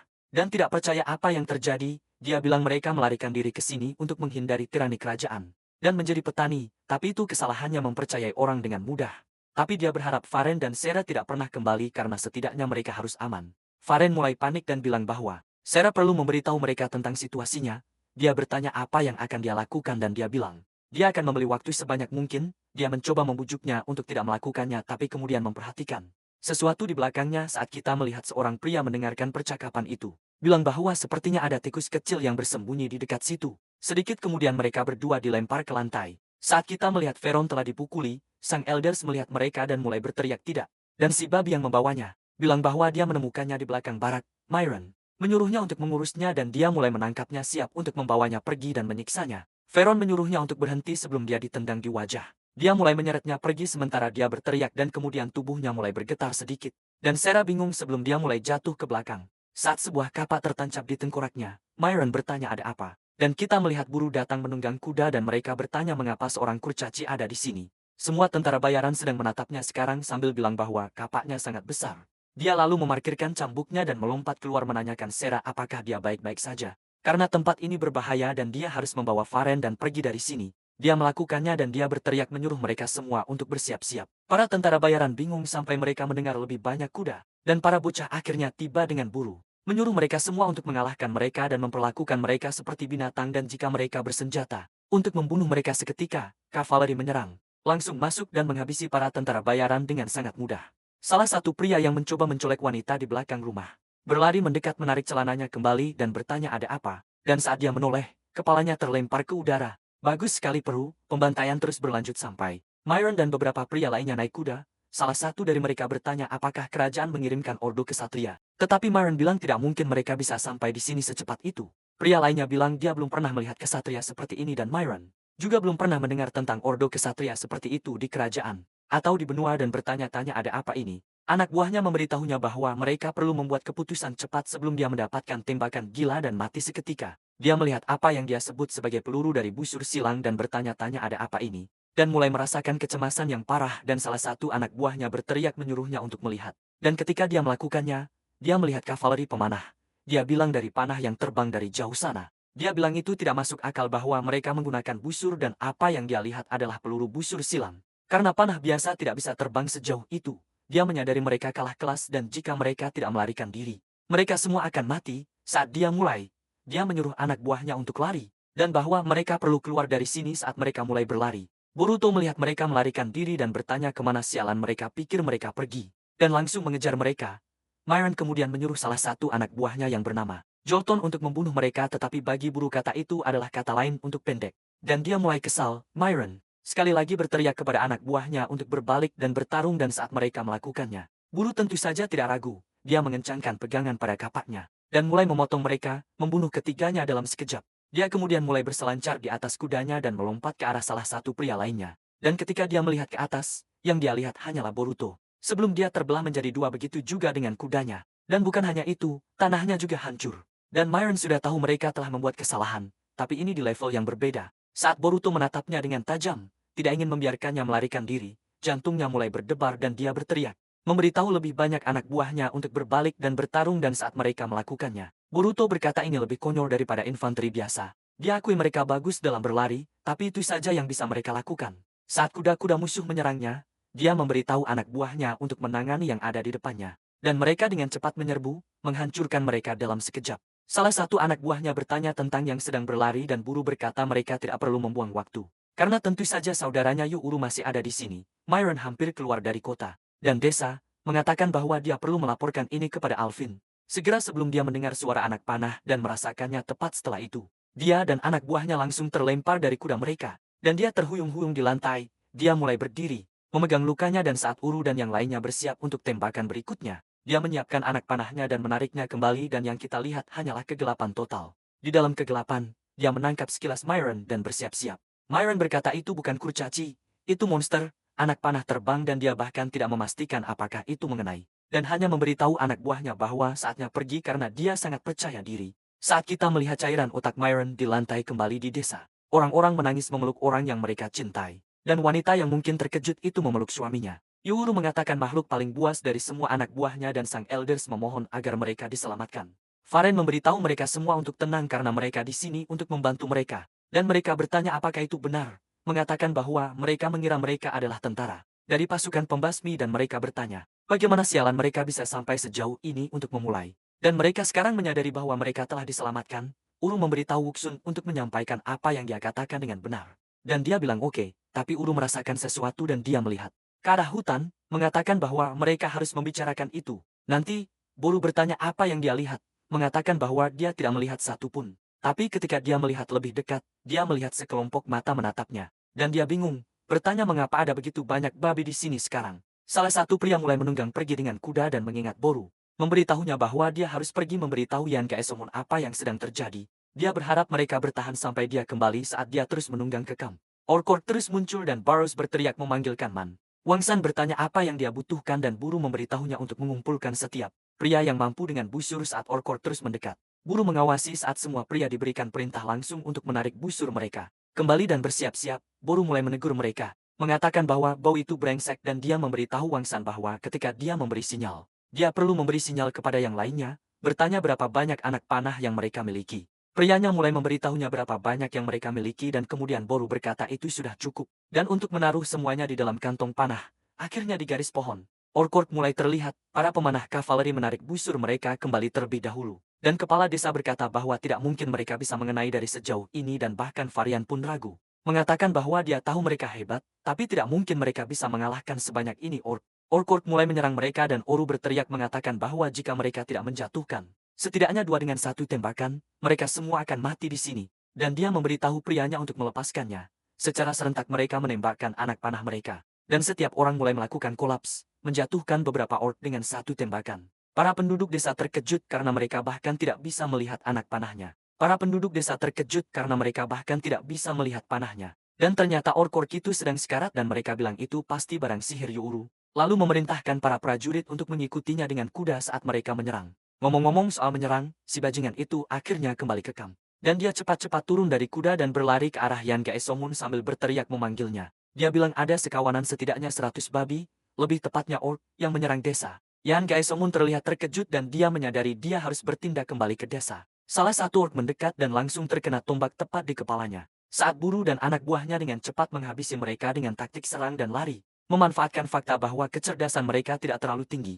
Youru menikmati momen itu, bilang bahwa pada akhirnya babi tetaplah babi. Dan Youru bilang itu fakta dan dia serta kembarannya adalah ahli dalam. Berburu mereka satu di antara mereka mulai melarikan diri menyebabkan kekacauan dan yang lainnya mulai mengikuti. Dan Buru bilang sudah saatnya membawa mereka ke hutan dan mulai mengejar mereka. Saat mereka mulai melakukannya, salah satu kepala terbang melewati 5 orang. Dan jatuh tepat di depan Buru. Dia melihat ke atas dengan bingung. Saat dia melihat sepasang mata baru perlahan berjalan maju sambil mengacungkan senjata. Dan membawa mayat yang lain, dia bertanya-tanya ada apa sekarang dan ork ini berteriak. Memberitahu yang lain bahwa jika mereka melarikan diri dari manusia, dia akan menggigit mereka sampai hancur. Mereka mulai memanggil kepala mereka mencoba menjelaskan hal itu padanya. Tapi dia tidak peduli dan selama dia ada di sini, ork-ork akan menang. Dan untuk menunjukkan keberanian mereka, namanya adalah Mukabal. Dan dia adalah pahlawan dan ahli strategi yang merupakan ork pertama yang memperkenalkan formasi militer. Dia mulai meneriakkan namanya dan yang lainnya juga. Dan dia memberitahu mereka untuk membagi menjadi 4 kelompok dan menyerang desa. Mereka mulai menyerang kembali mengabaikan Veru dan dia terkejut bahwa seekor babi menggunakan taktik. Dan dia memberitahu anak buahnya bahwa mereka perlu cepat kembali ke desa. Saat mereka mulai melakukannya, kita melihat ork memanjat dinding. Melompat ke arah salah satu penduduk desa dan dia mengangkat tombaknya dan jatuh ke tanah dan tombaknya menusuk dirinya sendiri. Darah mulai membutakan dia sementara babi mulai memotong lengannya. Pria itu mulai berteriak. Sebelum anak panah terbang tepat ke kepala, pria itu memegang lengannya. Saat Youru menyuruhnya untuk sadar dan dia melihat lebih banyak yang memanjat dan menyadari dia sudah kehabisan anak panah. Jadi dia mengambil kapaknya dan melemparkannya, membunuhnya seketika. Sekarang dia kehabisan senjata. Dia mulai mengambil batu dan melemparkannya, menyuruh pria itu untuk mengambil tombaknya. Dan terus bertarung karena dia tidak akan mati hanya karena kehilangan satu lengan. Pria itu melakukannya saat bantuan tiba untuk membantu Youru dan Youru berkata mereka perlu mendorong mereka kembali. Karena jika mereka berhasil menerobos, mereka semua akan mati. Dia kemudian mendengar teriakan di belakangnya dan berbalik. Melihat seekor ork mengejar wanita dan Buru akhirnya kembali dan memenggal kepalanya dengan mulus. Saat itu jatuh ke lantai, dia berkata kepada saudaranya ini sudah di luar kendali. Dan Youru berkata tidak usah heran saat mereka pasti sudah membunuh sekitar 200 dari mereka. Tapi sepertinya tidak ada habisnya. Dan dengan kecepatan ini, akan sangat sulit untuk bertahan. Sampai bala bantuan tiba dan jika hanya mereka bisa melarikan diri. Tapi sekarang mereka tidak bisa karena ada terlalu banyak nyawa tak bersalah yang dipertaruhkan. Buru dan Youru tersenyum dan berkata tidak bisa dihindari, mereka harus bertahan. Dan bahwa melarikan diri dari babi adalah sesuatu yang tidak akan dilakukan oleh pria sejati. Mukabil memerintahkan anak buahnya untuk menyerang melalui dinding yang telah mereka buka saat mereka mulai menyerbu turun dari gunung. Dan Buru serta Youru bersiap untuk menahan mereka. Saat mereka berdua menyerang, mereka berhenti dan begitu juga dengan ork. Karena tanah mulai bergetar dengan ganas, Buru melihat ke arah kuda Dustin. Dan sekarang mereka berdua menyadari bahwa Jinchun sudah datang dan menyerang langsung. Buru mulai tertawa sementara ork kebingungan. Dia mengambil kesempatan untuk memenggal mereka menjadi 2 bagian, mengatakan saatnya melanjutkan perburuan babi mereka. Dan dia serta Youru sangat bersemangat. Wang San dan yang lainnya juga mulai bertarung sekarang. Saat Yan Gaesomun masih mendekat, dia memerintahkan mereka untuk bergerak dalam formasi segitiga. Dan ork mulai berteriak bahwa kavaleri sudah datang. Dari atas, Mukabale mengawasi pertarungan, mengatakan bahwa dia telah mengabdikan hidupnya untuk mempersiapkan hari ketika mereka menghadapi kavaleri manusia. Saat dia akan merevolusi strategi ork, dia berkata tidak peduli seberapa terampil pengendara mereka. Mereka tidak akan pernah bisa menerobos tembok para pejuang berani mereka. Mengatakan kepada mereka untuk bersatu, mereka mulai bersorak liu di atas satu sama lain. Menciptakan sebuah dinding monster yang sebenarnya. Ketika Buru dan Uru terkejut dengan apa yang mereka lakukan, mereka hanya bingung bagaimana mereka bisa tahu itu. Uru bertanya bagaimana dia tahu itu, dan Mukabel berkata bahwa mereka akan dihancurkan dengan kejam. Hui berkata kepadanya bahwa jika mereka menerjang langsung ke situ, itu tidak akan baik untuk mereka. Yan Gaesomun menyebut mereka aneh. Saat dia mempercepat kudanya, mereka mulai berbelok ke kanan. Dan beberapa prajuritnya berbelok ke kiri, Yorks terus berteriak bersatu berulang kali. Yan Gaesomun mendekat, dan salah satu dari mereka bahkan melewati wajahnya. Saat dia dan pasukannya berputar di sekitar mereka, Mukabel mulai tertawa. Dia berkata bahwa kavaleri manusia sedang melarikan diri dari keberanian mereka. Yorks juga semua berteriak, hidup para penduduk desa. Tarik busur mereka, Yoruru. Berkata bahwa mereka benar-benar tidak bisa melewatkan target yang bisa mereka hit. Dengan mata tertutup, memberitahu mereka untuk segera menembak. Mereka melakukannya dan mulai mengenai ork dengan tembakan dari belakang, menyebabkan menara runtuh. Mukabel berkata, seperti yang diharapkan, mereka bergerak, dan dia memberitahu pasukannya untuk menyebar. Saat mereka mulai menyebar ke arah yang berbeda, Mukabel tertawa. Berpikir strateginya bagus, tetapi Jinjin hanya bingung. Bro sedang memasak dan membakar semua ini di awal. Mereka bersatu dan membuka jalan untuk mereka, tetapi sekarang, mereka membuatnya lebih mudah untuk diambil. Dia berkata mereka akan melakukan serangan balik dengan kecepatan penuh, memberitahu pasukannya untuk langsung menyerang. Mereka menyerbu, mengambil satu demi satu. Sekali lagi, Mukabel memberitahu pasukannya untuk berkumpul dan bersatu. Mereka ditembak jatuh dan mencoba melarikan diri sekali lagi. Ini terjadi berulang kali sampai Mukabel akhirnya tertusuk di dada dengan sebuah tombak. Dia tidak percaya saat dia jatuh dari tebing. Pertama, Yan Gaesomun adalah orang yang melemparkannya. Berkata itu pasti akan menenangkan keadaan. Yorks mulai berteriak, mengatakan bahwa kepala mereka sudah mati. Dan Yan Gaesomun memberitahu pasukannya untuk membantai sisanya saat mereka melakukannya. Beberapa dari mereka mulai melemparkan diri ke gunung dan para penduduk desa mengeluarkan teriakan primitif. Saat mereka benar-benar berhasil bertahan, ini terus berlanjut sampai Yan Gaesomun tiba di desa dan semua anak buahnya menyambutnya. Para penduduk desa melihat ke atas padanya, tidak yakin harus berbuat apa, tapi Yan Gaesomun hanya melihat sekeliling. Melihat semua kematian dan bagaimana mereka masih terluka, dan dia meminta seorang penerjemah. Para Yorks ditinggalkan untuk menunggu Yan Gaesomun kembali. Youru menyuruh Chonman untuk naik ke sana dan Jinjin. Berkata mereka akan pergi sekarang. Wang San menerjemahkannya dan aku rasa penerjemahnya mengalami stroke. Buru berkata bahwa Yan Gaesomun perlu mendengarkan. Tapi Yan Gaesomun menggelengkan kepala tidak. Para penduduk desa berkata, jika mereka pergi sekarang, apa yang akan terjadi jika yang lain kembali dan Yan Gaesomun memberitahu mereka untuk melindungi nyawa mereka sendiri. Para penduduk desa tidak percaya dan jatuh berlutut memohon agar dia melindungi mereka semua. Wang San memberitahunya dan Jinshin bertanya apakah mereka ingin menjadi budak. Wang San menerjemahkannya dan mereka terlihat terkejut, dan Faren berkata bahwa pada akhirnya, mereka mungkin tidak berbeda dari kerajaan, tapi Yan Gaesomun memberitahu mereka bahwa mereka adalah orang-orang yang hidup untuk melindungi bangsa dan keluarga mereka serta rakyat mereka. Mereka tidak mengangkat pedang untuk melindungi mereka yang akan menyerahkan hidup mereka kepada orang lain seperti mereka. Sang Eldes sekali lagi memohon agar dia menyelamatkan mereka, tapi Yan Gaesomun berkata bahwa tanah ini adalah kerajaan mereka sendiri. Berkata pasti mereka mengerti bahwa kerajaan mereka adalah sesuatu yang harus mereka lindungi sendiri. Mereka seharusnya tidak memanggil orang-orang yang tidak bisa mereka tangani dan uang itu seharusnya digunakan untuk membeli pedang dan armor. Sebuah kerajaan yang dilindungi oleh kekuatan orang lain pasti akan jatuh. Jadi dia ingin tahu apakah mereka ingin menjadi budak atau apakah mereka akan mengangkat pedang dan mempertaruhkan nyawa mereka untuk melindungi keluarga mereka. Jika mereka mengangkat pedang, dia akan mengizinkan mereka menjadi rakyat dan keluarganya. Yan Gaesomun, Buru, dan Youru semua melihat Yan Gaesomun penuh kekaguman.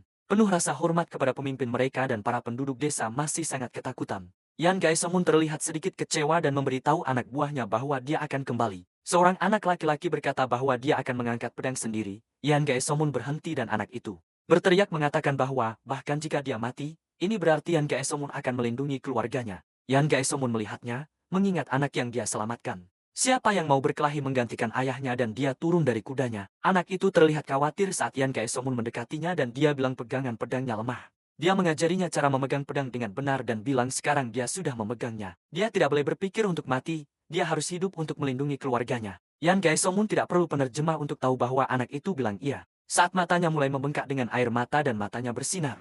Yan Gaesomun juga terlihat sedikit lebih bahagia. Anak itu telah membangkitkan keberanian di desa. Dia bilang kepada anak buahnya untuk membawa mereka saat mereka mundur kembali ke kamp.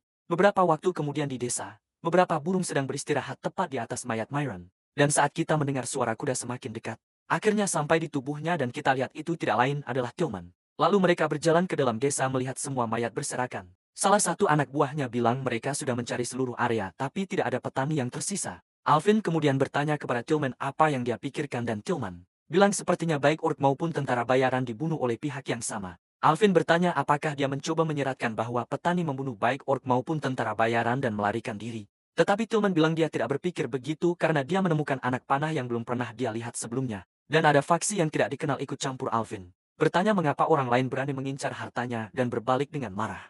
Bilang setelah mereka mengumpulkan semua petani untuk dipersembahkan kepada kerajaan, dia akan mengeliminasi mereka kembali ke kamp.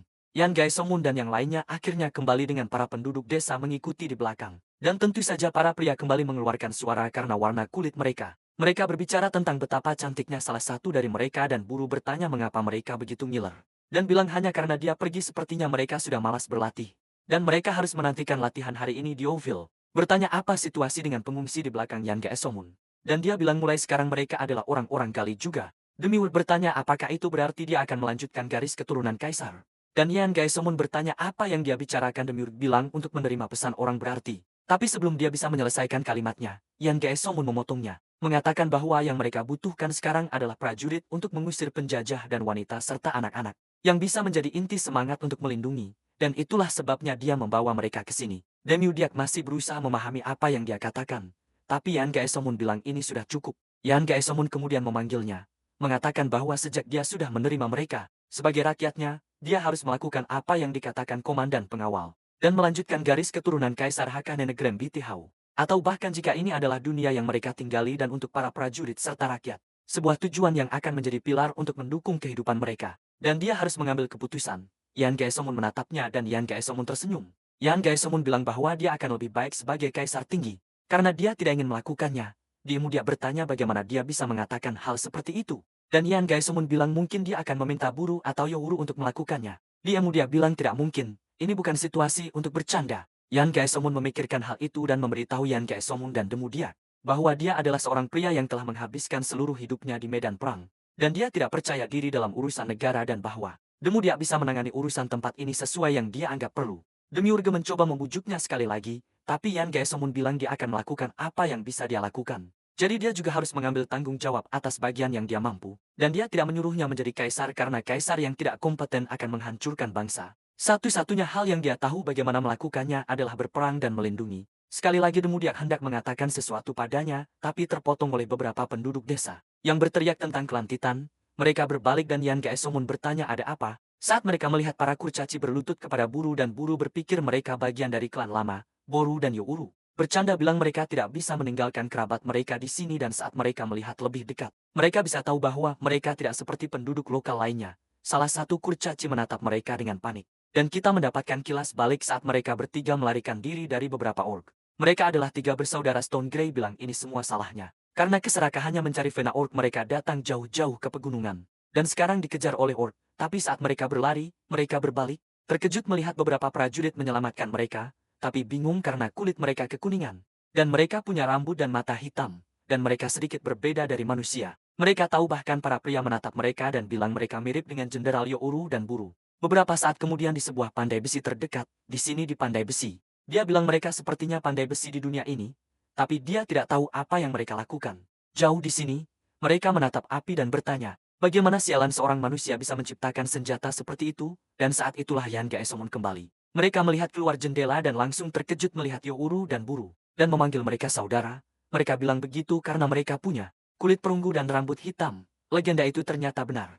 Dan itulah sebabnya semua senjata di sini seperti itu, dan itulah sebabnya mereka membungkuk kepada mereka. Ketiga dari mereka mulai menari serempak dan Bu serta Youru hanya bingung. Tapi merasa sedikit tersinggung, Yan Gaesomun tidak terlalu peduli dengan apa yang terjadi. Lalu pergi ke dermaga, dia teringat. Yan Gaesomun memberitahunya bahwa dia perlu membuat keputusan ini, tapi juga mengingat kata-kata saudaranya tentang bagaimana menjalankan kehendaknya.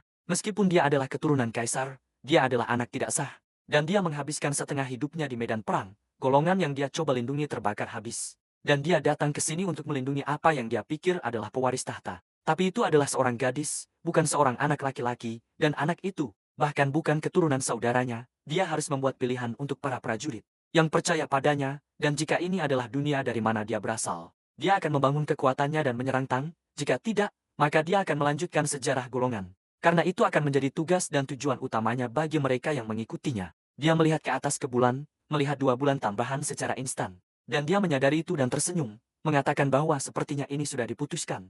Dan dia berjalan kembali ke dalam, beberapa saat kemudian. Kita melihat mereka sebenarnya telah mendirikan sebuah pemukiman kecil dan mereka sekarang berpakaian normal. Karena mereka tidak lagi mengenakan pakaian tempur mereka. Awalnya para petani was-was dengan para prajurit, tapi sekarang mereka sudah dekat dan saling jatuh cinta. Dan kita melihat itu terjadi persis. Yan Gaesomun mengatakan bahwa dalam waktu 1 bulan masalah makanan teratasi. Berkat biji-bijian yang dibawa para petani dan untuk para kurcaci. Ternyata mereka bukan hanya pandai besi, tapi juga arsitek. Jadi masalah perumahan juga mudah diselesaikan. Mereka terkesan dengan teknik pengolahan besi mereka. Dan ternyata membuat berbagai barang di bawah bimbingan kakek Zhang dan mereka membungkuk sekali lagi kepada Buru dan Yohuru. Dan Yan Gaesomun berkata pasti semua ini berkat kedua orang ini. Yan Gaesomun mengatakan masalahnya adalah minuman keras dan daging yang akan digunakan untuk upacara pernikahan dalam beberapa hari. Dan kurangnya pakaian dan mereka juga kekurangan busur. Yan Gaesomun bertanya apa solusinya dan Yan Gaesomun mengatakan bahwa menurut Faren, jika mereka menyelinap ke kota dan menjual kulit dan tulang makhluk yang disebut monster, mereka bisa menghasilkan uang dan dengan uang yang didapat, mereka bisa membeli barang-barang yang tidak bisa mereka dapatkan di sini, menyelesaikan masalah makanan, pakaian dan bahkan senjata. Demiurge mengatakan bahwa dia akan pergi, tapi Houyi berkata bahwa karena Demiurge punya banyak pekerjaan di sini, dia juga akan pergi sambil mengambil kesempatan untuk survei area. Yan Gaesomun memikirkan itu dan kita melihat akhirnya saatnya mereka tiba. Tapi bukan hanya Houyi, Yan Gaesomun, Farun, dan Wang San juga ada di sana. Houyi bertanya kenapa dia datang padahal biasanya membiarkannya melakukan hal-hal ini sendiri. Dan berkata seharusnya dia jujur bahwa dia penasaran. Yan Gaesomun memberitahunya bahwa mereka harus pergi. Saat mereka mulai berkendara dengan kereta di belakang mereka dan kita melihat sosok berjubah mengawasi mereka dari balik pohon di gerbang kota. Pria di depan mereka diizinkan masuk, tapi penjaga berbalik melihat Faren. Memberitahunya bahwa dia telah bekerja keras. Faren kemudian memberikan suap dengan sangat santai. Dan pria itu berbalik memberitahunya untuk masuk. Saat mereka semua melakukannya, dia merasa sedikit curiga dan memberitahu mereka untuk berhenti. Dia kemudian mencoba melihat wajah Yan Gaesomun dan mengambil tombaknya. Dan memasukkannya ke dalam tudungnya dan menariknya dengan paksa dan terkejut melihat warna rambut dan kulitnya. Faren tentu saja memberinya lebih banyak uang dan tertawa. Dan pria itu menyentuh Yan Gaesomun dengan tombaknya, menyuruhnya untuk terus maju dan lewat sekarang sebenarnya di dalam kota. Yan Gaesomun bertanya apa nama pria itu barusan dan Ferin memberitahunya namanya Kalsuman. Yan Gaesomun merasa kesal dan bilang dia harus ingat itu. Hui tertawa dan kemudian merasakan sesuatu yang mencurigakan dan berbalik ke sudut. Tapi tidak melihat apa-apa jadi dia memutuskan untuk mengabaikannya untuk sekarang. Dan itu adalah pria yang sama mengawasi mereka dari pohon sambil berkata bahwa itu pasti darah ogre. Jadi pasti ada darah ogre juga mereka masuk ke sebuah toko untuk menjualnya. Dan pria itu hanya bertanya kepada Ferin bagaimana dia bisa membunuh ogre. Bahkan 20 prajurit pun akan kesulitan untuk mengalahkan satu ogre. Ferin bilang dia akan menceritakan ceritanya nanti. Dan dia seharusnya menghitung semua ini dulu dan kemudian bertanya apakah dia kebetulan butuh darah ogre.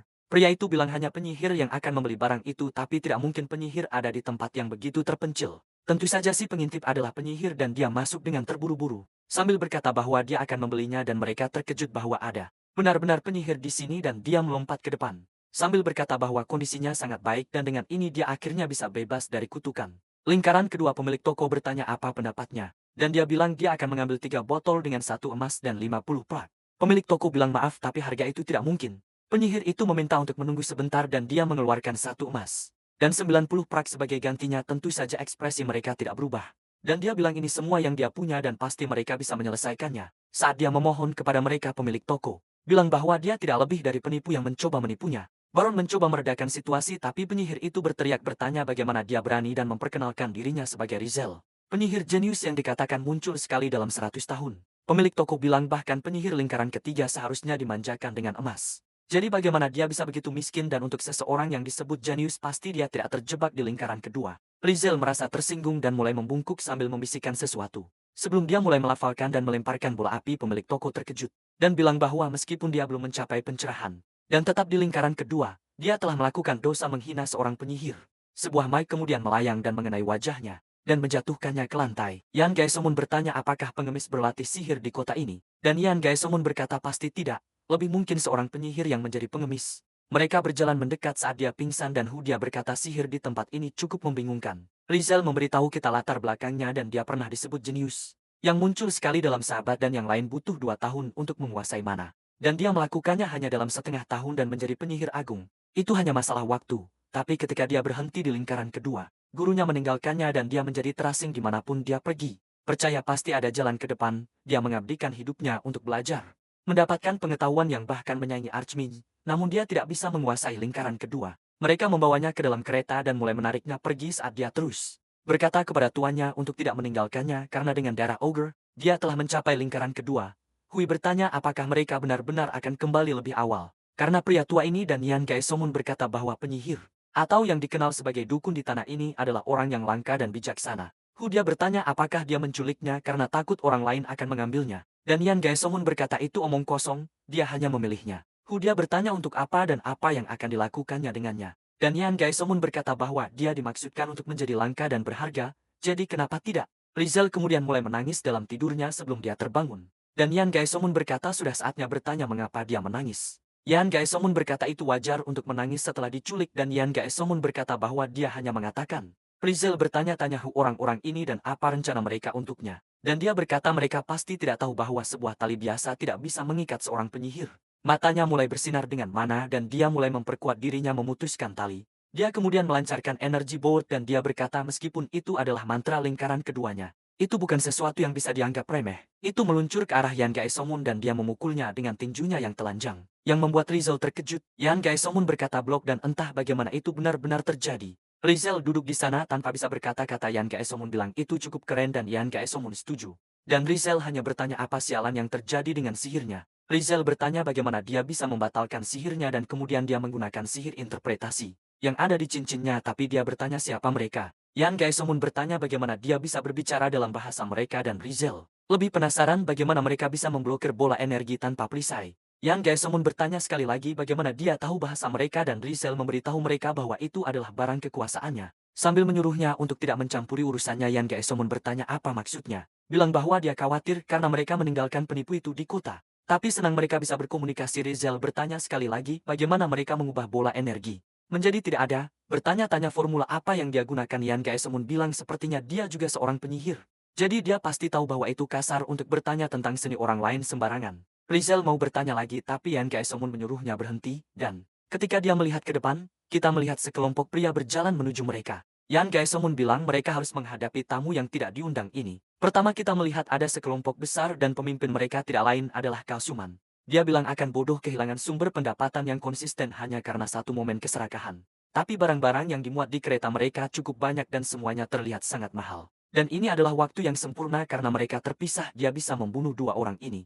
Mengambil barang-barang itu agar dia bisa mempertahankan sumber pendapatan dan mengambil barang-barangnya. Dan dia menyebut mereka sialan sampai Huis bilang hancurkan. Dan dua dada pria itu meledak. Dia mengangkat sebuah jimat dan Yan Gaesomun sudah turun dari kudanya sekarang bilang itu adalah wajah yang dikenal. Memanggilnya dengan namanya. Kausuman menyuruh anak buahnya untuk menyerang mereka. Dan mereka menyerbu langsung ke arah mereka. Howei melempar 3 jimat lagi.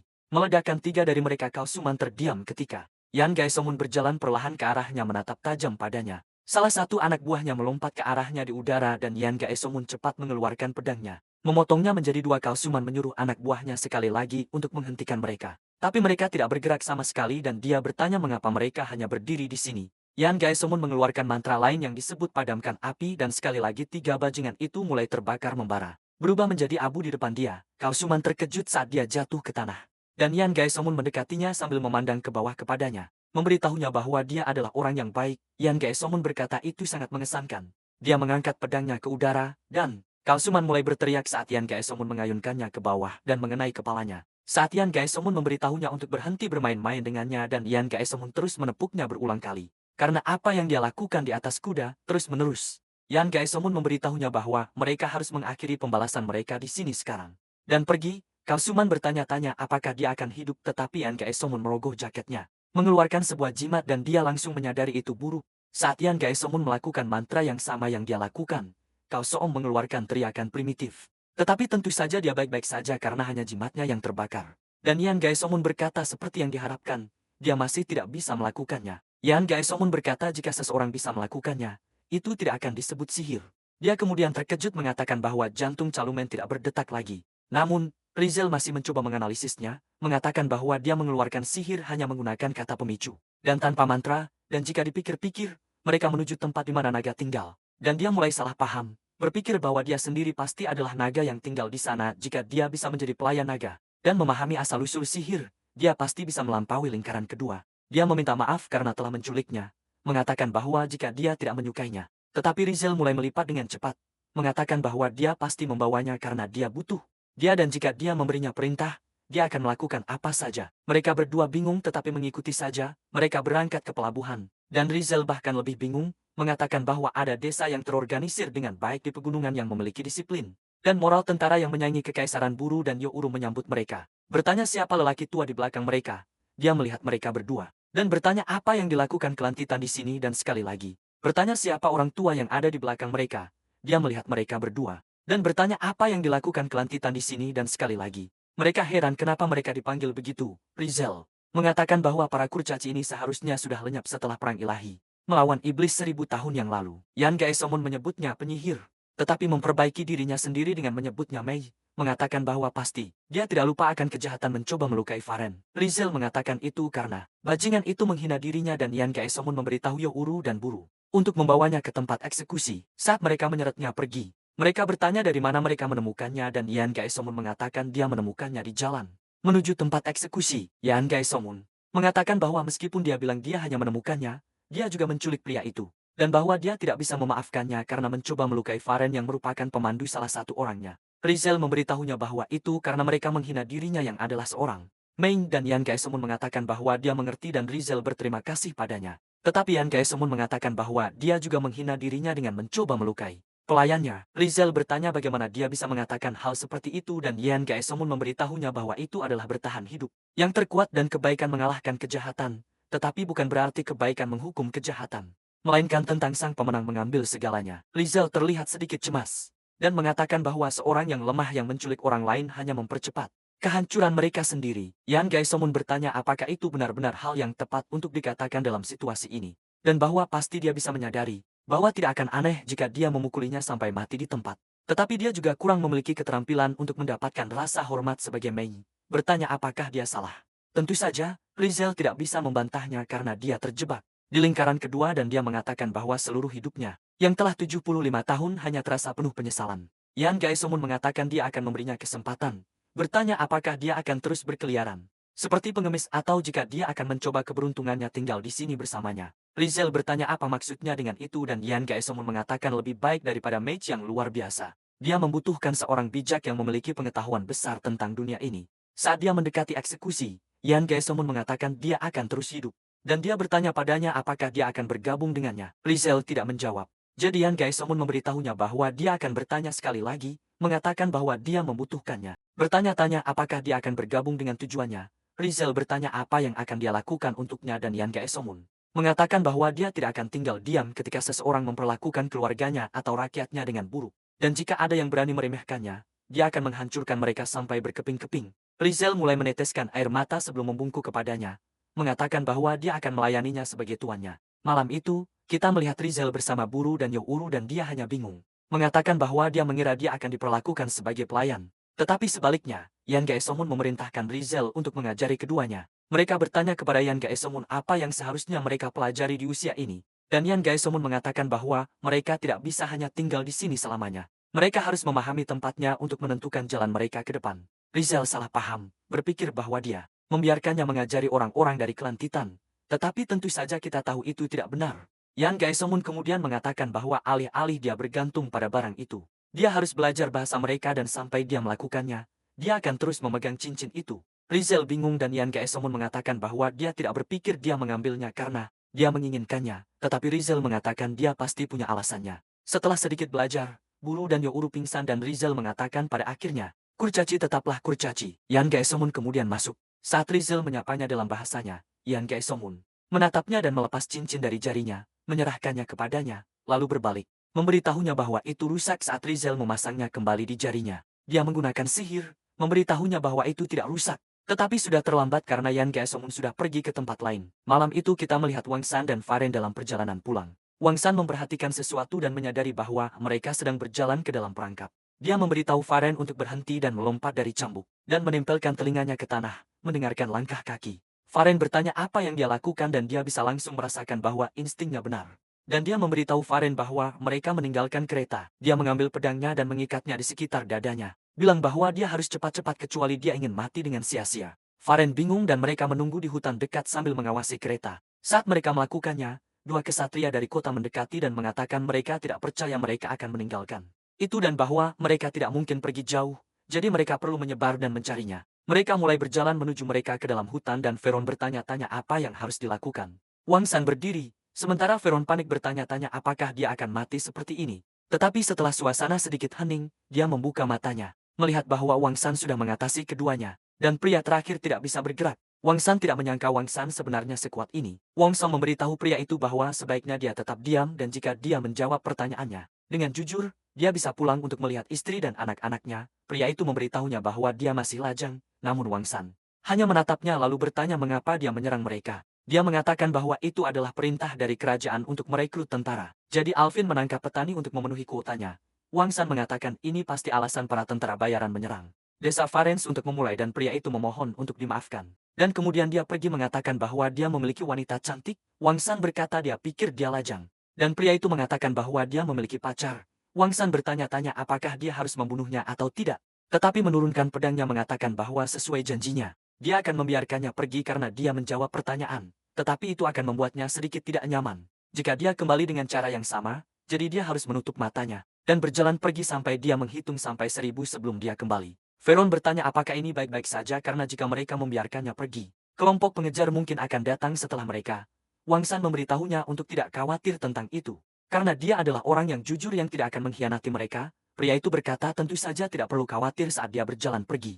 Dan Wang San memberitahunya untuk pergi dengan kecepatan penuh saat dia melakukannya. Dia bernyanyi dengan bahagia dan berjalan maju sampai dia berteriak. Faren bertanya-tanya apa yang terjadi dan Wang San tertawa, mengatakan bahwa seharusnya dia lebih berhati-hati saat kita lihat dia membuatnya berjalan langsung ke tebing. Faren memanggilnya pembohong dan Wang San berkata bahwa dia sebenarnya memenuhi janjinya. Pria lain tiba dan bertanya, ada apa ini saat mereka melihat rekan prajurit mereka tergeletak mati di lantai. Dan mereka mulai mengelilingi mereka. Wang San tersenyum, bertanya kenapa dia selalu diuji oleh langit seperti ini. Salah satu kesatria bilang hanya ada mereka berdua dan mereka harus menyelesaikan ini dan cepat kembali. Veron bertanya padanya apa yang akan dia lakukan saat mereka mulai mendekati mereka perlahan. Kembali di desa Sarah berlari ke suatu tempat dan dia masuk ke kamar buru dan dia bertanya apa yang dia lakukan di sini begitu larut. Dia bertanya kapan pamannya seharusnya kembali. Dan dia bilang bahwa pamannya akan di sini besok. Dia bisa tahu bahwa dia khawatir.